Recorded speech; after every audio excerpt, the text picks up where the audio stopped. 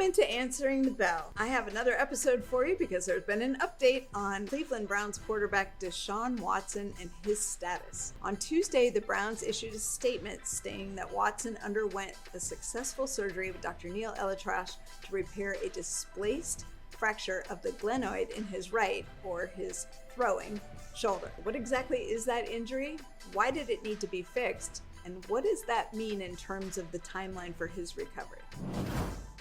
Well, the primary joint of the shoulder is a ball and socket joint. The ball portion is the head of the humerus or arm bone. It's the rounded portion, and it articulates with the socket, which is a shallow open portion of the scapula or the shoulder blade.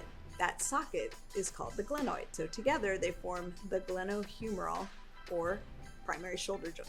Fracture of the glenoid usually occurs as the result of trauma, like the kind of trauma that can happen when one gets hit playing football. And a displaced fracture means the bony fragments are no longer in alignment. So surgery is required to restore that normal anatomy and allow the fracture to heal and allow for normal joint mechanics. When the glenoid anatomy is significantly disrupted, there is often an associated injury to the labrum. So during surgery, in addition to repairing the glenoid, the surgeon will also repair the labrum and restore the entire shoulder joint to its normal anatomy. The biggest challenge for a surgeon in repairing a glenoid fracture and any associated labral damage is making sure to restore normal stability of that shoulder joint without over-constraining it.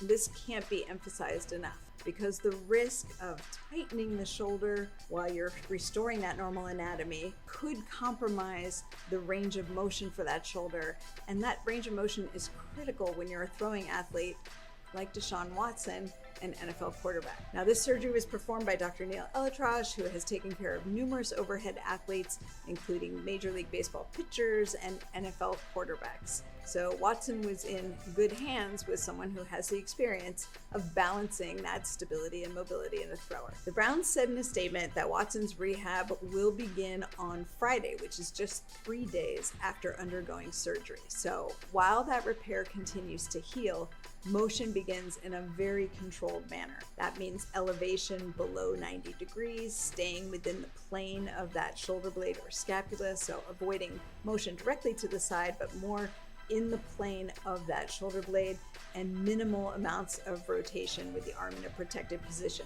Gradually, as things improve and that repair continues to heal, he'll be allowed to progress into overhead movements. Around 3 months begins plyometrics, and around 4 months, if all goes well, Watson can begin initiating a return to throwing program.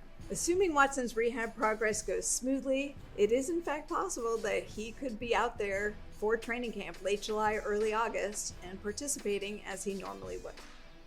Thanks again for joining me on this episode of Answering the Bell. Don't forget to like the video or leave a comment, and subscribe for more on the NFL on ESPN YouTube page.